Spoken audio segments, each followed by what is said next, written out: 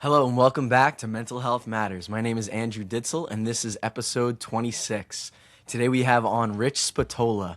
I'm super excited for what Rich has to share today in terms of mental health, in terms of faith, and just a well-rounded person that he is. We'll be right back after this.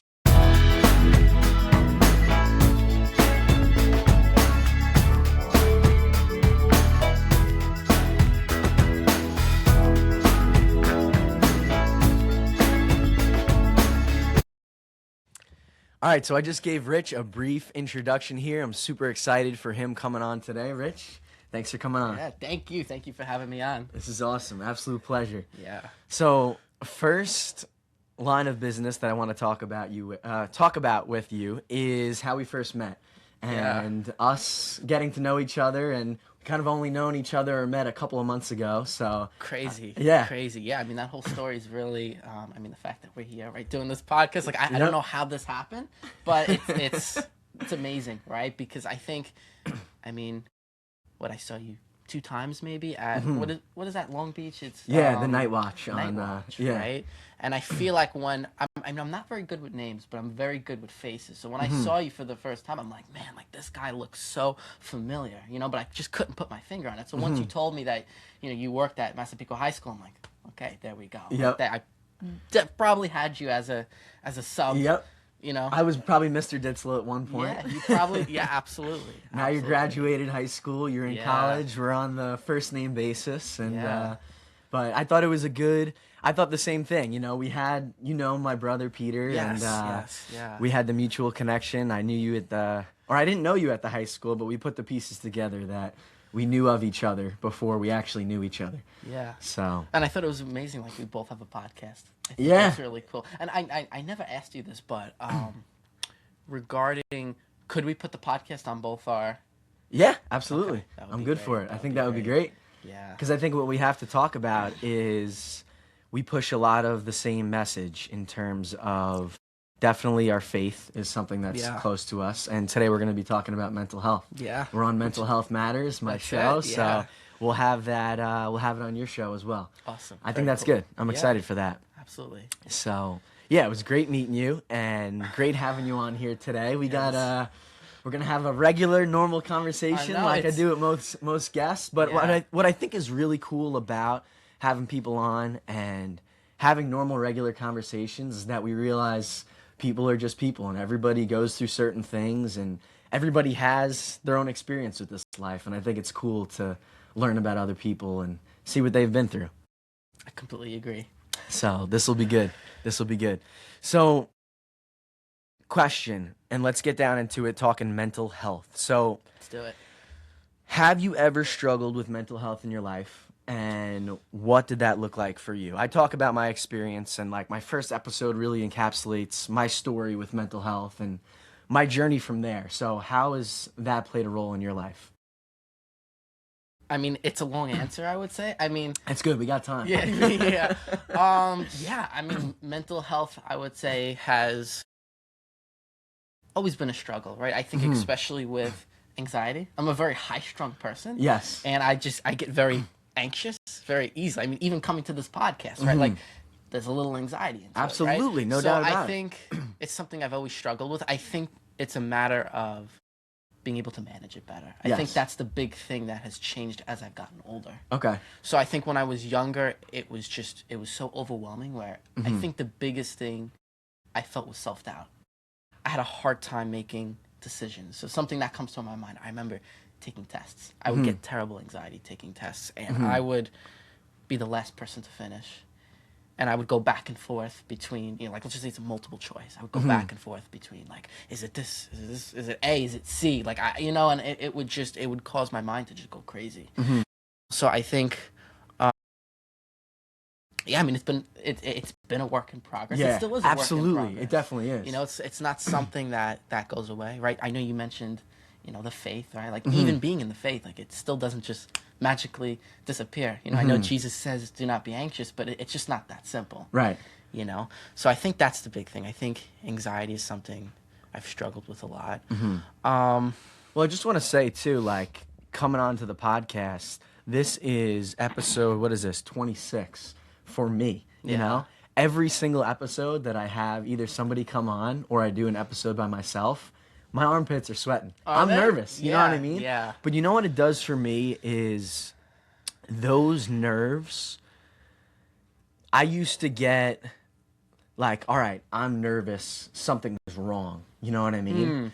But now when I get nervous or anxious, the sweaty palms or the sweaty armpits, whatever it is, now I'm like, this is good because now this gives me an opportunity to overcome, or whatever word you want to use, either overcome or manage or work with these difficult emotions or feelings that I have. You know, so it's like I try to look at it now as like, all right, this is good. When I put myself in situations where I'm nervous, it gives me an opportunity to kind of like deal with that anxiety, if that makes sense. I like that. Yeah.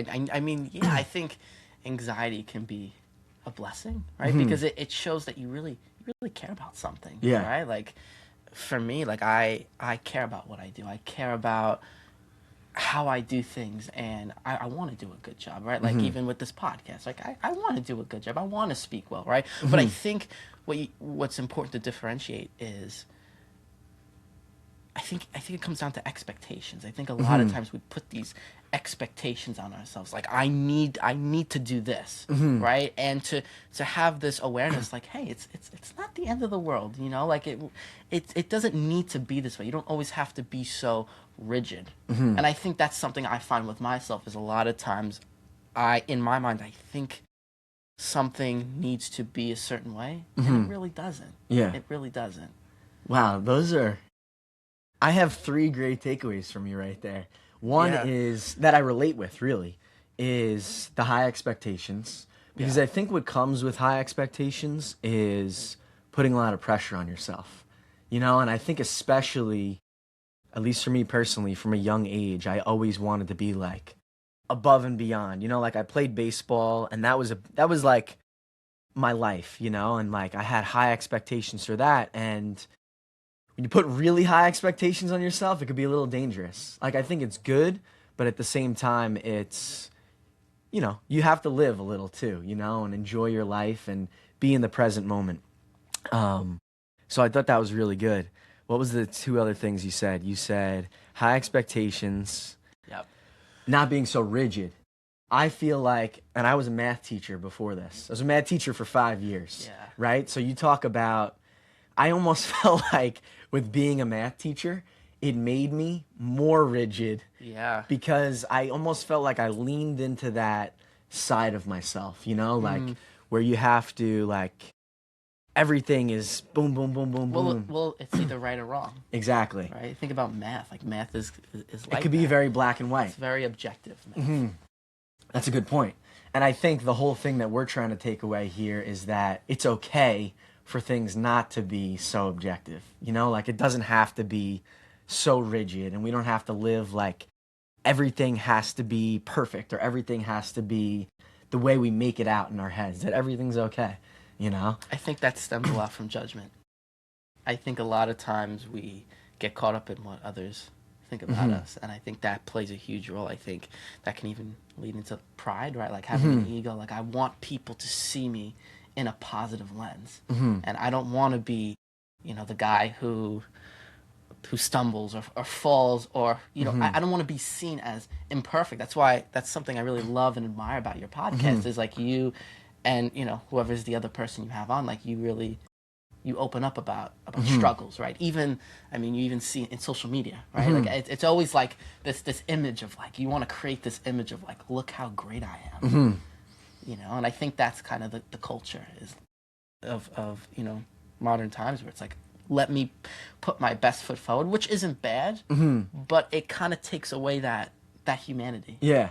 I think that's, I feel like you're almost reading my mind a little bit, because a lot of what I think the most positive thing about this podcast is when people come on is that they become human. You know what I mean?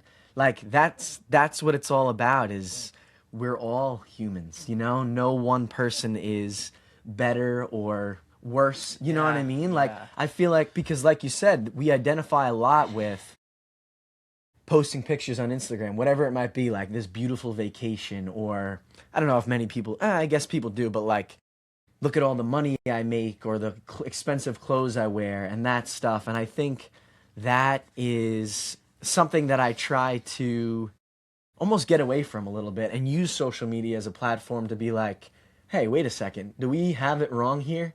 And are we showing things, parts of ourselves, just because maybe we're a little insecure and just showing our best selves as opposed to what we actually go through, you know? And I think with Mental Health Matters, a big thing that I say at the end of every episode is you're not alone, you know? So if you do have those insecurities, you have those struggles, whatever it is that you're going through, everybody has them, you know? And like a big thing for me when I felt very dark and I felt I was having, and I still struggle with panic attacks sometimes. I have those anxiety feelings that I remind myself that I'm a person, you know, and everybody goes through these things and I'm not alone, just like whoever I have on here or whoever's listening, reminding them that they're not alone as well.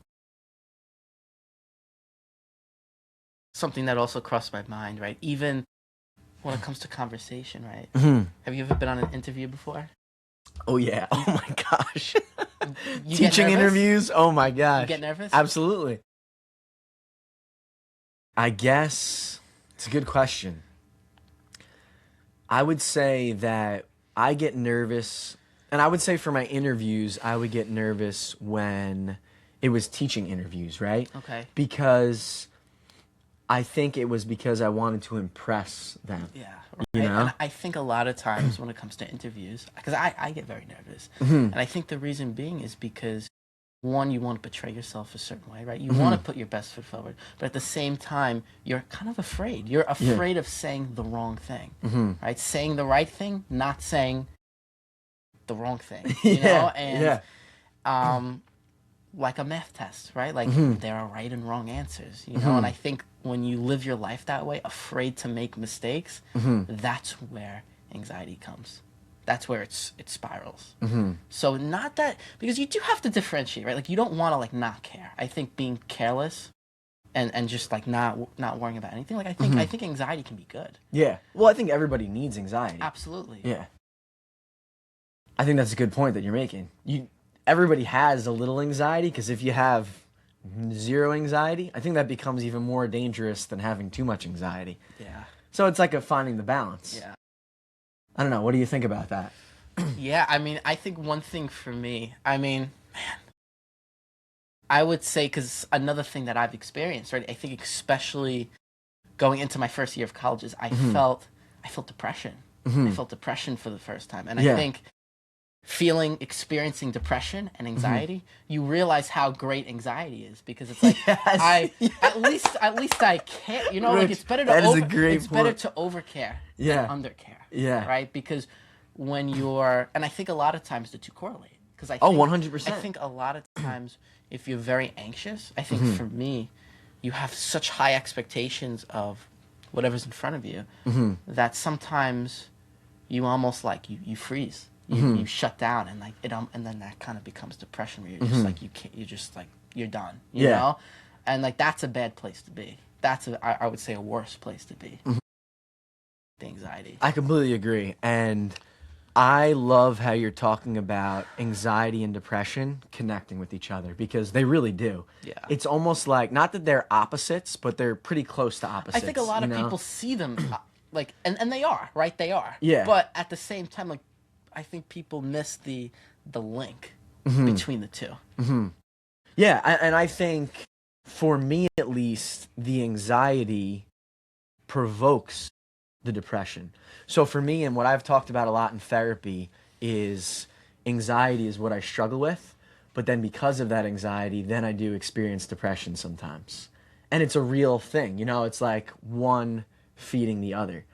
But I think what's great that you're saying is how the first time you felt anxiety, it was new, right? You were like, whoa. Oh, no, I'm sorry, depression, right? First time you felt depression in college, you had never really felt that before. Yeah. And you take anxiety over depression any day of the week, right? Yeah. I completely agree with that. Because I'd rather be like maybe a little jacked up and like over caring and maybe a little anxious than like dull and flat, you know, and not Numb. like, yes, numb. Not being Numb. able to feel emotions, not being able to get excited, not being able to be sad. Like even I think like being sad, right? A lot of people look at that as a Yeah. bad thing. I think it's beautiful. Like It's if, so important. Like if someone, I almost envy people who cry a lot. You Yeah. know, who can, you know, watch a movie and cry. You know, it's like, wow, like that's so great to be able to feel emotion like Yep.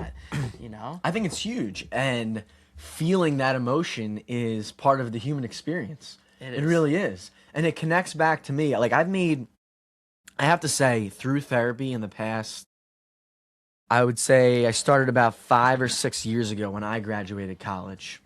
And I've learned so much. I've grown so much. And just a word that you mentioned earlier on was self-awareness. And I've grown and learned so much, become more aware of who I am as a person. But something that I learned was my relationship with alcohol and how dangerous that was, because what I was doing, and I have it like down to the science of understanding what was going on with why I enjoyed alcohol so much and what it did for me, that like you and I were talking about before, like being high strung and having that anxiety and being like tight, you know what I mean? Like almost Stiff. like, yeah, like Yeah. kind of like just loosen up a little bit, Andrew. Like, you know what I mean? Like Yes. it's okay, relax a little. But what alcohol did for me was it took off that edge completely. You know what I mean? And then it was like, wow, like I could feel good like this, you know what I mean? Yeah. But then it's okay. Let's be careful, because if you're using alcohol to manage your mental health and what you experience, that can become very dangerous. And I think I didn't realize I was even doing that. But looking back, I was. You know, like think about it. It's like you use alcohol to easier to socialize. You know what I mean? Yes. Oh, okay. Like People I feel say it's a looser. social lubricant, right? Yes, absolutely.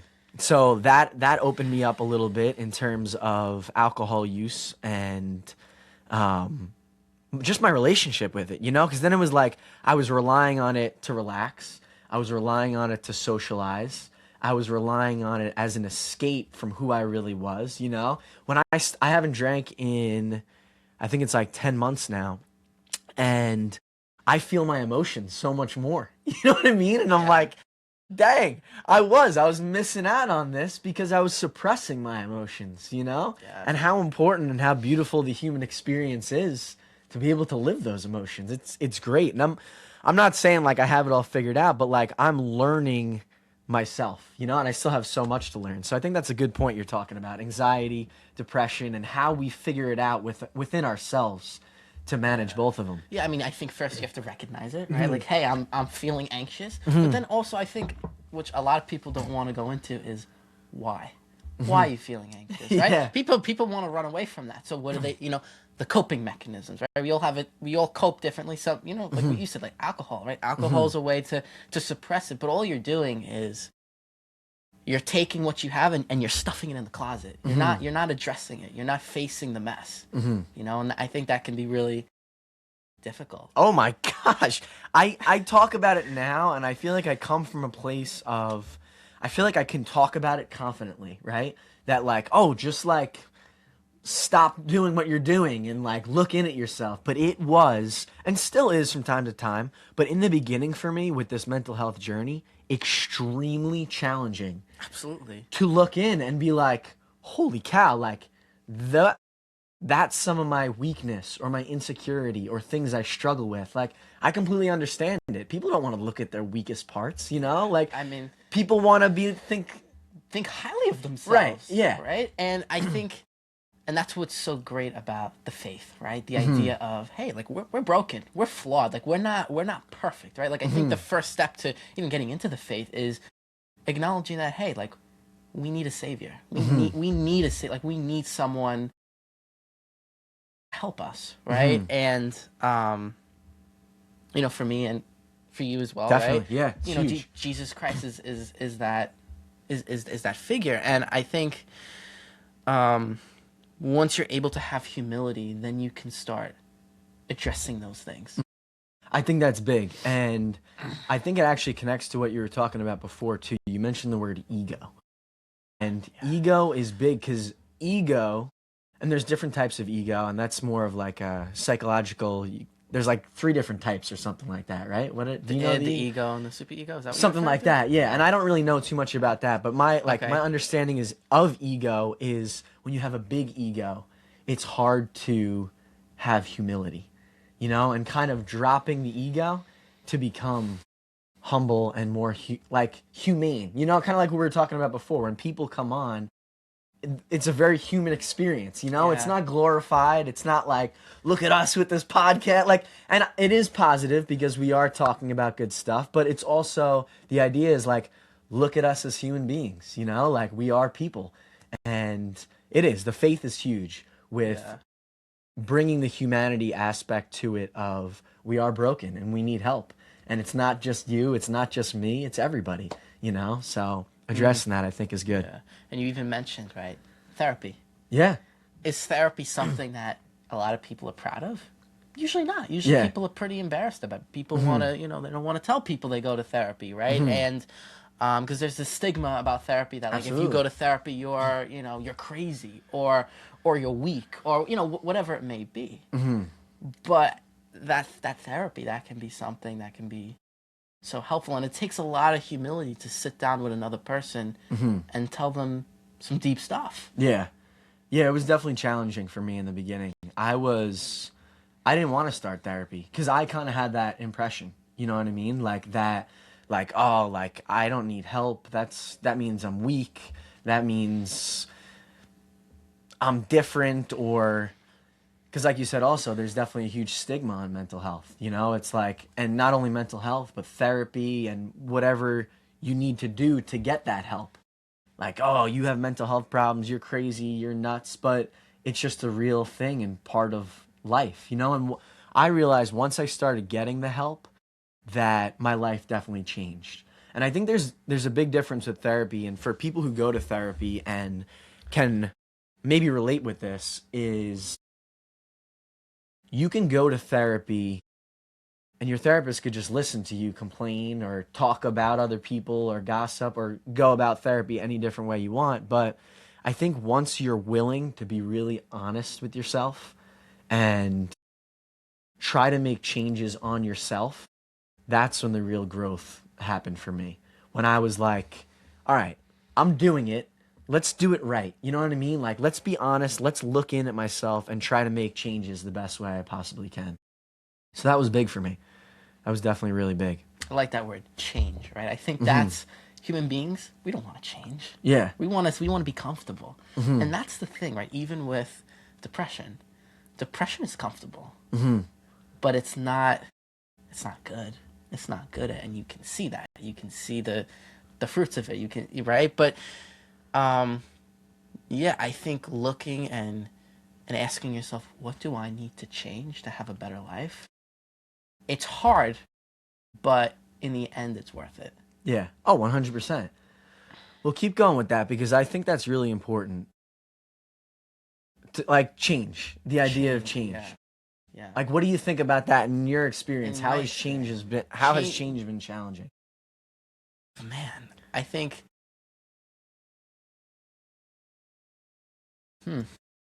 Change. It's a good question. All right, so I think that's a great question. It's a great question. I think it'll get into a little bit of my past experiences. So I think to start, I know you mentioned you were very much into baseball, right? I was very much into wrestling in high school, middle school. So in wrestling, right, in high school, I had this expectation that I wanted to wrestle in college and do very well and, get achievements and accolades, right? Like that was my goal. And in 11th grade, I got a very bad shoulder injury, and I couldn't wrestle anymore.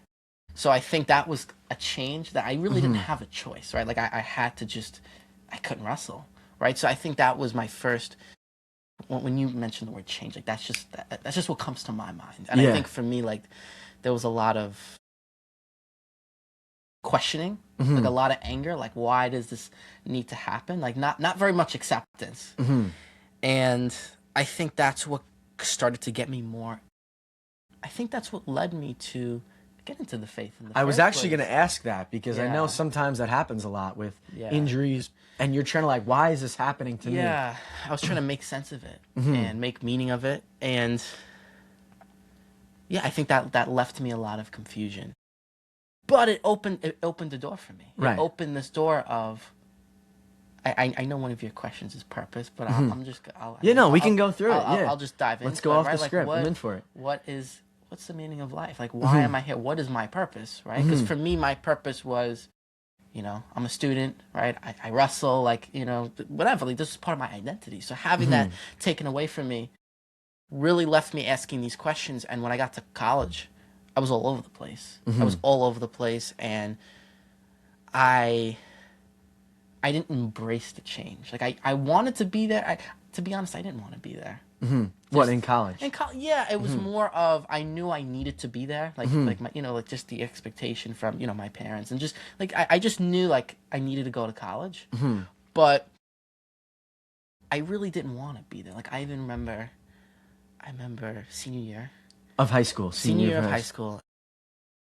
You come in and there was like a college day where like you come in with your shirt and Right. you go with your college, and You're wearing a Delphi. I'm wearing Oneaka. yeah, We all have I our... didn't come in with my shirt, and everyone would ask me like, "Why don't you have your shirt?" And the truth is, I just wasn't really into it. I wasn't into the idea. I didn't like the idea of change. I was very comfortable, being at Massapequa High School doing my thing. And yeah, going into college, I didn't want to. I didn't embrace it. I didn't really put myself out there.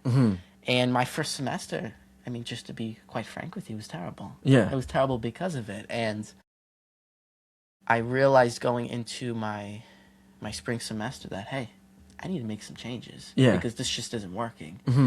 And from there, I finally got the courage to start doing stuff, to start putting myself out there. One of those things was joining Bible study, right? Because I was always interested in the faith, but I didn't really know how to approach it. I didn't know how to go about it. So that's what made me want to join a Bible study in the first place. So when Adelphi offered that, I went. And from there, that's when I started to get much more into the faith. That's great. And I think, we talk about this and you started with talking about wrestling, right? And how going through that injury really made you question. And you're like, whoa, what's my purpose? What am I doing here? And I think it's an extremely important question to ask yourself. And I think a lot of people don't ask that question to themselves their whole entire life. You know what I mean? Yes. So it's a good question to ask yourself. It could be a little scary, you know what I mean? Because it's like, whoa, what's going on here, But it is an important question to ask. And then you talk about getting into college and how you didn't really want to be there. But sometimes I think those challenging times can be the most important times in our lives to then show us, wait a second, this is not how I want things. This is not good. I do need to make a change, that big word, you know what I mean? And I think that big change is what really frees people from whatever it might be, whether it is the anxiety, the depression, whatever feelings you're having, that it's extremely important. So let's go a little bit deeper into that, and not deeper, but maybe further on chronologically. Do you feel like going through that change, getting deeper into your faith, and getting into the Bible study helped you move forward in college? Absolutely. Absolutely. All right, good. Absolutely. Yeah, no question about it. It wasn't instantaneous, but I think over time, I felt the change, right? And like we were talking about before, right? I still have the same struggles. Yeah, absolutely. But I think it will always be there. Yeah. But like you said earlier, it's managing it. And go ahead, I interrupted you. Sorry. No. You have No, that was it, because you were talking about managing it. How do you do it? Yeah.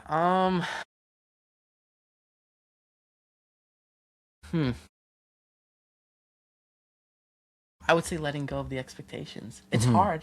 It's hard, but just right, like you have this stiffness, right? You're uptight, and just letting go, like embracing it. Embracing. I would say embracing the unknown. I think that's a big thing. Fear of the future, right? I have these tendencies to dwell on the past, right? Dwell on, let's just say, a past mistake, or at least what I perceive to be a mistake. And then vice versa, to just fear the future. What's going to happen? What if this? What if that? Yeah. Not playing the what if game, right? And just saying, you know what? Whatever happens, happens. And I'm okay with that. Now, how I was able to get myself to that point, that's where the faith comes in, right? Because you look in the Bible, right? and you see these stories, right? Let's take the book of Job, right? I don't know if you've ever read the book I of actually Job have, before. yeah. It's a very good book. It's one Yeah. of my favorite in the Old Testament, Because he's right? really beaten up. And just to give the viewers, just to give a rundown about the book of Job, a little summary. Job is this guy, right? Very successful on pen and paper. He's got it all.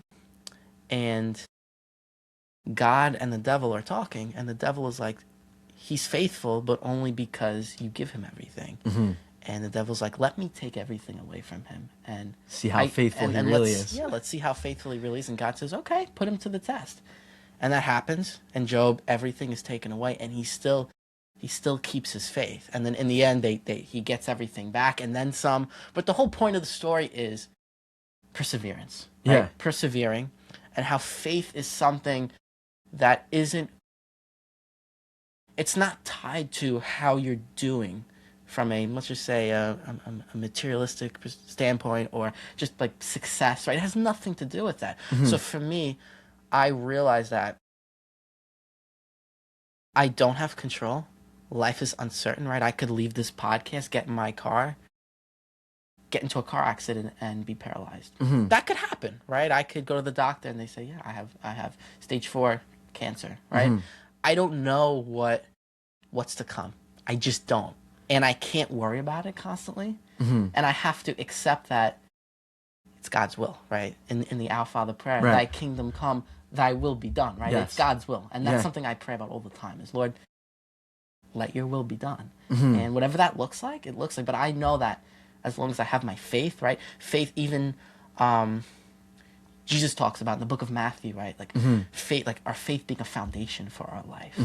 And I think if we keep that as our foundation, nothing's gonna really deter us, right? Like when hard times come, which I mean, everyone's life's gonna look different, right? We all have different paths and trajectories, but I think having the faith as a foundation, helps alleviate a lot of that anxiety. Oh yeah, definitely. I like that last part with saying having the faith as the foundation. It's like I think about Jesus on the Mount, and he says, "A fool won't listen to me and will build his house on sand." And the storms will come, and if your house is built on sand, it's getting blown away. It's getting blown away. But then he says, if you listen to me, you will build your house on a rock, and when the storms come, you will have the rock as your foundation, and it's going nowhere. You are going to be stable within whatever you go through. And obviously, in what Jesus is saying is a metaphor of the storm, but in real life, it's like there can be tons of different things that come your way. Like you said, car accident, cancer, losing people in your life, going through difficult times, whatever it might be. Having faith as your foundation is absolutely huge to do. So that's great. And I think that's a great thing to ground us in challenging times. I think it's very easy to pray to God and thank God when things are going great. But then when things are going not so great, you're like, why? Why?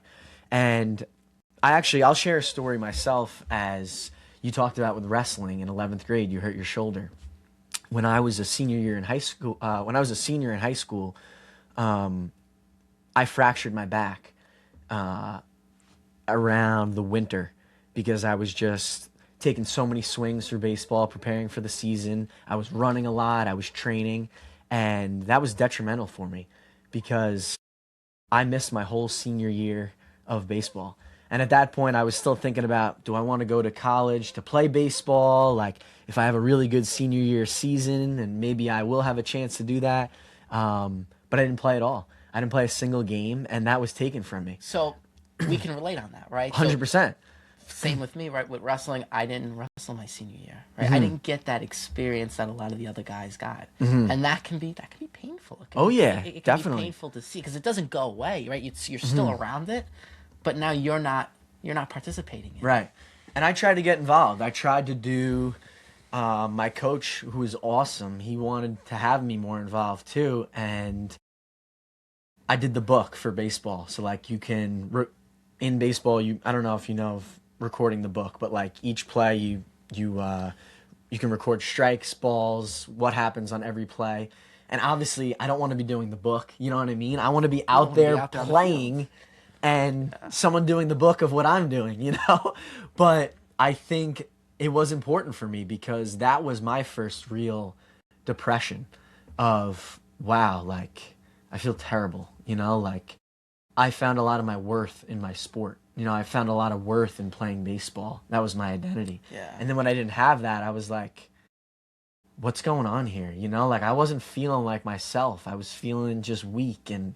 But I think what's really great is in those times, and I didn't even realize it when I was a senior, but in those times of depression and anxiety and feeling that down like that, having the faith is so strong. It really is. And it's something that's become huge for me. I think a good question that I could ask you now, because we're talking a lot about faith and how important that's been in our lives. But I think, and I don't know if you can relate or not, but I've had periods of my life where I've gone up and down with my faith, where I felt extremely connected with my faith, and then periods of my life where I felt like I was fading away from my faith a little bit. Can you feel like you can relate with that at all or not? Absolutely. Yeah, okay, Absolutely, good. right? Because another thing to mention is, so I start going to Bible study, right? Everything's all hunky-dory, right? And when you first get into the faith, you're on fire, right? That's Yeah. what they call on fire. You're on fire with the faith. And then what happens, right? Then maybe you start to feel a little distant, right? Your faith isn't always a straight line. Yeah. Right? It goes up and down. Sometimes I pray and I'm like, man, I feel like I got nothing out of that.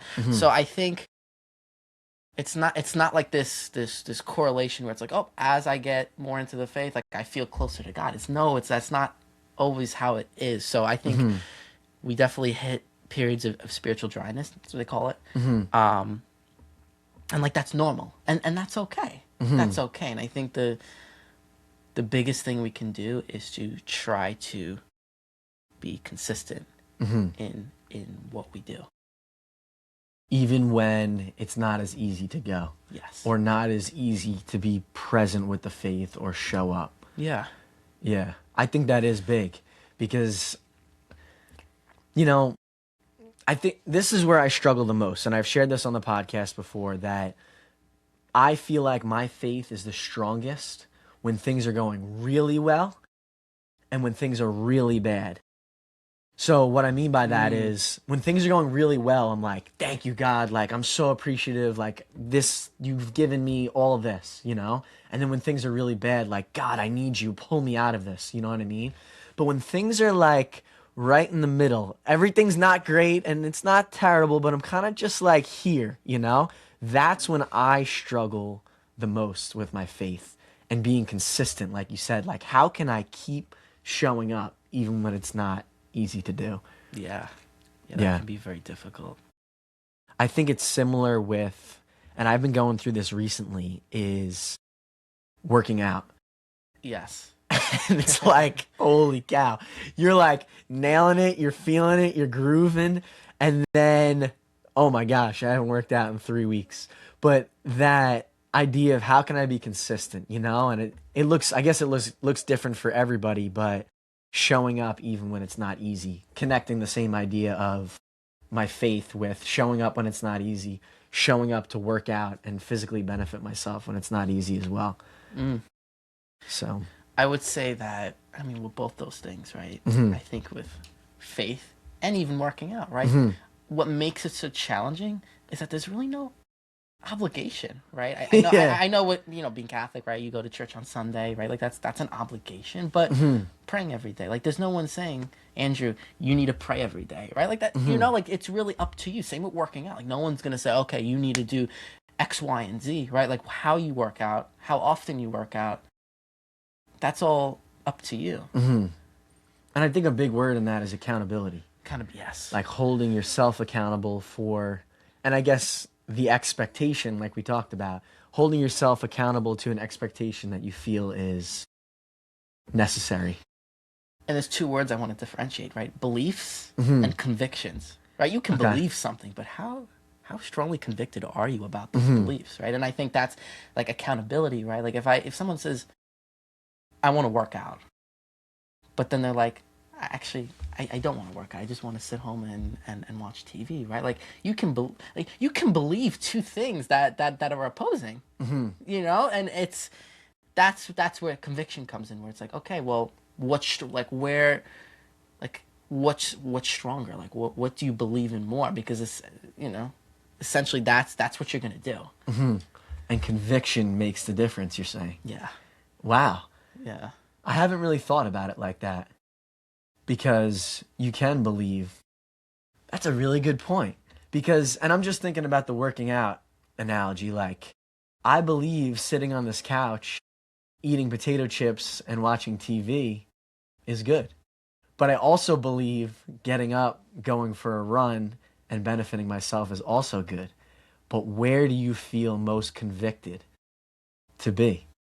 That's a really good question and a really good point and something to think about. Yeah. And I would say that's even a place where I get a lot of anxiety, right? Making decisions. I want to do this, Yeah. but I also want to do this.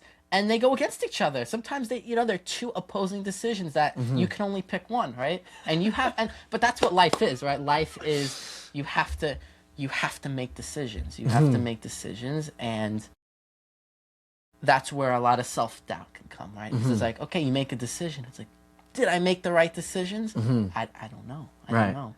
Well, I think, and then it comes into two, like, you're talking decisions, that we're faced with decisions every single day. I think it was my 4th episode or something like that. It was named Decisions. Really? And it was talking about the decisions that we make, because every day we are given an opportunity to make certain decisions. It's no one's in control of it but ourselves. Yeah. Yeah. And it's kind of a crazy thing to think about, right? Because you're like, and I do preface on that episode as well, like, I don't want people to, and I don't want to encourage this idea of like, oh, you have to decide if you're going to brush your teeth or not. Like, like the things of life you have to do, you know what I mean? But making those decisions on a daily basis, do I want to do that or do I want to do this? What is going to benefit me better? Yeah. How is what my decision is going to be impact me? And I think for me, it's more long-term, right? So like you mentioned, like brushing your teeth, right? If I brush my teeth, I don't brush my teeth one day, it's not really going to affect anything, right? But as you get older, I find that you have to make bigger decisions. Oh, yeah. That affect your life over the course of time, like long periods of time, and it can have consequences, right? Oh, yeah. Like that word, like the word consequence. That's kind of a scary word, right? I mean, you think about. I know you talked about with your career, right? How you went from teaching to the corporate world, right? Like that's a big deal, right? What you do for work, who you marry, right? Like all these things, like they're important. They're important decisions, and they do take a lot of time, or at least they should take a lot of time. Yeah, I agree. You put a lot of time and thought into those into those decisions and those choices, and they can be scary, And I think, but it's life, though, right? It's the beauty of life. If you want to have amazing things and you want to have a joyful life, you have to take risk. Risk is part of life, and I think just the fact that we're here on this earth speaking, right? Like there's statistics, right? Statistically, the chances of us being alive. I mean, we're all miracles, right? We're all miracles. The fact that we're here, existing, It's a beautiful thing. It is a beautiful thing. Yeah. And I think something else that you said was consequences. And I think that you're right. It is a little anxiety provoking, because the older you get, the more it's like, boy, I'm not talking about what I'm eating for dinner right now. I'm talking about my livelihood, how I'm going to be supporting myself and potentially my family financially. Right. Like, we're talking about real things now. Real stuff. And that's what makes it a little scary. But like you said, it's part of life. It's beautiful. And it's the opportunity we get, And there is a little risk in it, but there's always some reward as well.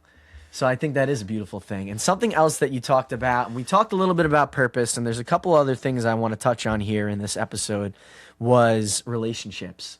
And how have relationships showed up for you in your life? And we don't, any types of relationships. Yeah, we could talk about intimate, we could talk about friendships, we could talk about your family, Okay. anything, and how that has supported you in your life? Love this question. So, Yeah, it's a good one. relationships. Mm-hmm. I believe relationships are essential. Mm-hmm. Absolutely essential. Going into college, I never understood that. I never understood how important relationships really are. And I think the reason I felt a lot of depression Mm-hmm. going into college was because of my lack of relationships.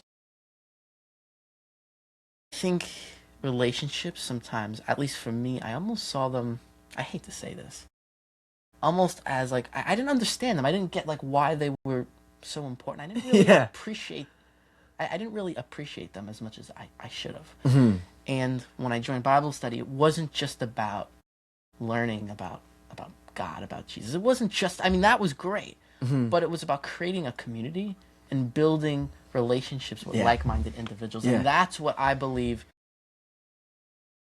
gave me a lot of, and is giving me a lot of joy. Mm-hmm. And I think that even goes into what the world depicts as success, right? Like wealth, status. Mm-hmm. Not that those things are bad, right? But if you're alone, I think you're not going to be happy. Like, I Mm-hmm. think when it comes to really feeling joy, I think it comes down to your relationships. What do your Mm-hmm. relationships look like? Mm-hmm. So for all the viewers, I mean, if there's anything you're going to get from this podcast or get from me, what do your relationships look like? That's the question Mm-hmm. I ask myself, and I encourage other people to ask themselves. Mm-hmm. I think that's awesome. And I think Yeah. it's so important to have positive relationships. I'm actually thinking of a Yeah. reel that I created, and I say positive relationships are huge because they really are. And I'm so glad you put that word in, positive, Mm-hmm. because vice versa. If you have bad relationships, that's going to affect you in a very, very bad way, right? Yeah. You even think about, quote, happy life. What is it? Happy wife, happy life, right? Why is that quote a thing? Because a husband's closest relationship is his wife, and if his wife is unhappy, guess what? You're probably going to be unhappy. Yeah. Even if everything else is going good. Mm-hmm. It's a really good point. It's important, right? Your relationships, and this is the thing, you don't need a million friends. Mm-hmm. Right? I think it's quality over quantity. Mm-hmm. You have a couple really good friends and a couple really good relationships. Mm-hmm. That's gonna go a long way. Yeah. Well, I had a guest on, Anthony Pecorella. He gave a really good episode like you're giving right now, and he said he has 3 lifelines, and he used them as, and it is his mom, his dad, and his sister. But I think about it as you could talk about that with friends too, like having people that you truly can lean on about real things, and have that positive, strong relationship with. And it's great. And I think something that you said, and it actually connects very, very directly with what my other question was going to be for you about communities and how through the Bible study you created a great community within that. With those positive relationships, you were able to involve yourself in a good community as well. So, on top of those positive relationships, how do you feel like not only individual positive relationships impact you, but the community, a positive community? How do you feel like that has an impact on you? It gives me hope. It gives me hope. It gives me a lot of hope, because I would say the students that are in the Bible study, they're not Mhm. your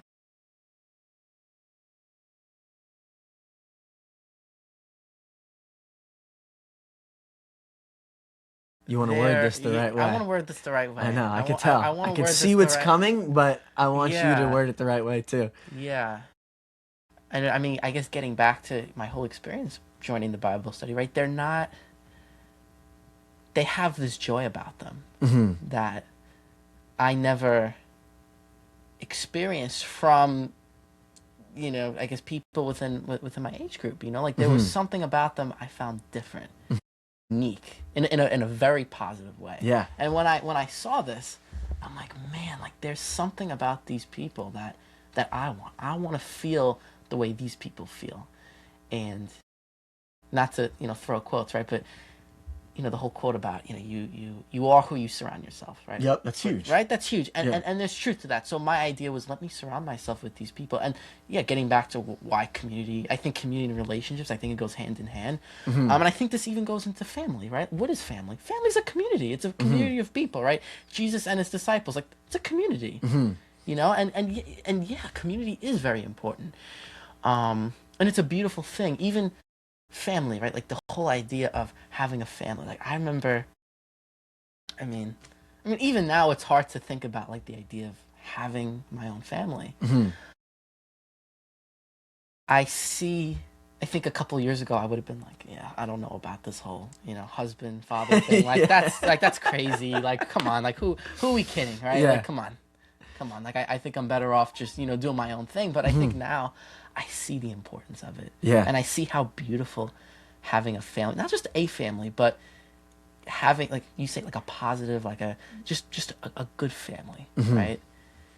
And really, from that stance of what you're saying, is it's not only a community, but it's a community that you are creating, which I think is beautiful. the most beautiful thing in the world. And even that, though, there's a lot of risk, right? Because if you don't raise your children the right way, right? If your relationship with your spouse it's not good, right? Or whatever it may be, like that can cause a lot of issues.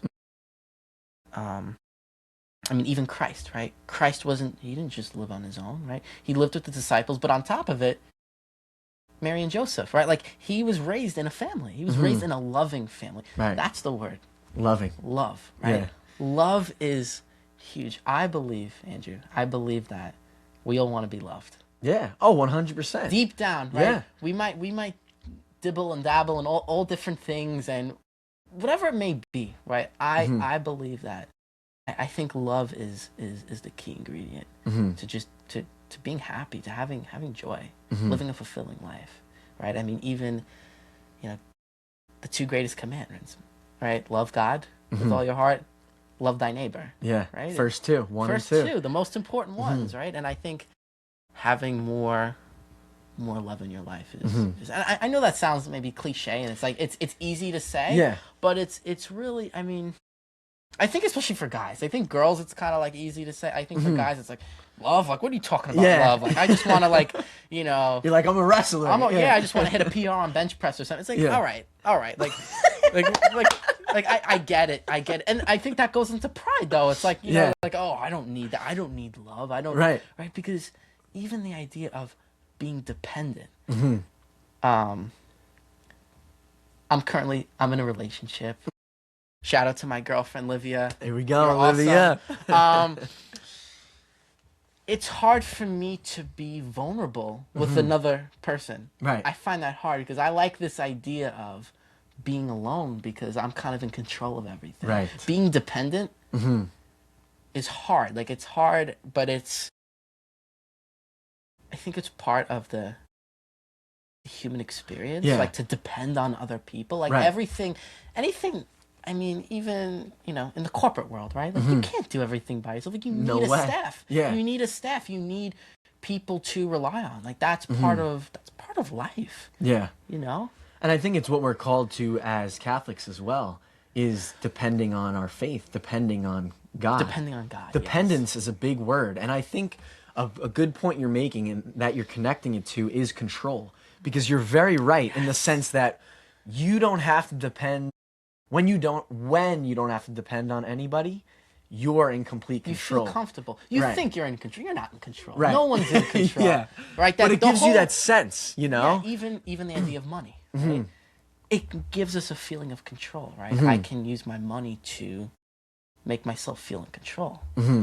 But there's certain things that we really don't have control. Yeah. There are some things that we can have control of. Right. Free will. Free will. We have free will. But there are some things that we don't have control of. And what I'm realizing the older I get is that the less and less I actually do have control. And I think it's actually scary for me to even say out loud, you know what I mean? Because letting go of that control is challenging for me. And it's actually a prayer intention I have is, God, how can I trust you better? God, let me trust you better. And I've been saying it very frequently lately, but as I get older, the less and less I feel like I actually do have control of things. And it's scary, but I think important for me, because when I do that, I do depend on others. I can rely on other people, whether it be my family, my friends, communities that I'm involved in. And it's great because when you depend on somebody else, that's how you create those relationships. That's how you develop a relationship. Relationships are developed through trust. People don't want to hear that. People want, they want to be, even I'll use romantic relationships, right? People want to be on top of the other person. They, life 360, where are they? What are they doing? What are they up to, right? Like there's this lack of trust. Like people, and it's hard, right? I'm not saying it's easy. Trust is very difficult to have. Yeah, it's something I struggle with. In any relationship, right? And another thing to think about is even our relationship with the big man upstairs, right? That's not just, it's not just religion, right? I think a lot of people mistake it's just religion. No, you're cultivating a relationship with the Almighty. That's what it is. And I think it's more of a relationship than just this like societal understanding of like, oh, church or religion. Like, I think there's some negative connotation when you even say the word religion and when you say the church. But it's so much more than that place or that study. You're building that relationship with him. Yeah. That's huge. That's huge. So, we're getting into some deep stuff here today. Yeah. I love this. Oh, yeah. I had a feeling we were going to get deep and maybe a little philosophical today. Yeah. We definitely did. Yeah. We talked so much about faith today, but I want to give you a more direct question and the platform and opportunity to really present your faith today. And I ask guests at the end of every episode I always say my faith is something that grounds me in challenging times. Do you feel like, and how has faith grounded you in challenging times, what it has done for you, or however you want to express the importance of faith to you in your life?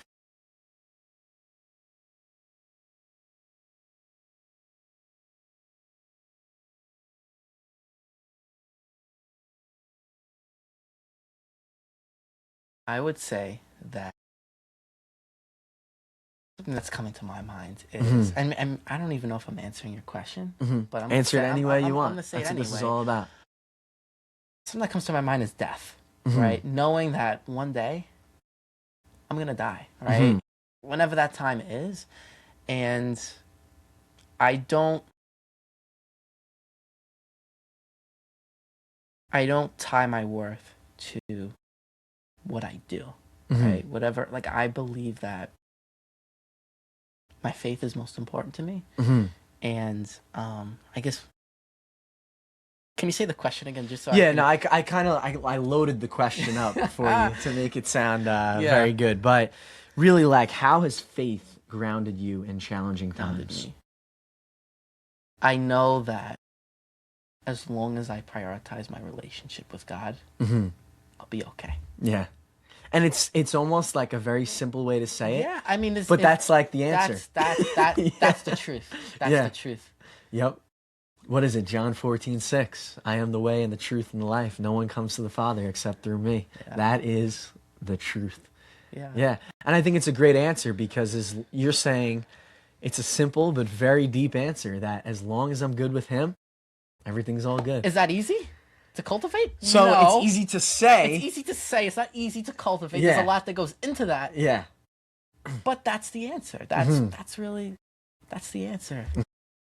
And we are doing this on the Lord's Day today. Today is Sunday. Yes. I'm going to post this episode tomorrow. Okay. But we're here today and we're talking about faith. So we almost had like a little Bible study in a way. Yeah. This is so good. I'm so happy I was able to get you on today, and we'll have this posted on your podcast as well. Yeah, we'll figure out a way to do that. Yeah, absolutely. This was great. Thank you so much for coming on today. Thank you. I really appreciate it. This is awesome. Yeah. Guys, thank you so much for tuning in today to Mental Health Matters, episode 26 with Rich Spatola. Awesome guest. We had a lot of great stuff to talk about today. We got pretty deep with some deep concepts, but I think they're good concepts that I hope many people can question and think about for themselves, because it's all important stuff. Rich, thanks so much. Thank you for the opportunity. Yeah, this is great. Remember, with whatever you are going through, you are not alone, and your mental health matters. We'll see you guys back next time.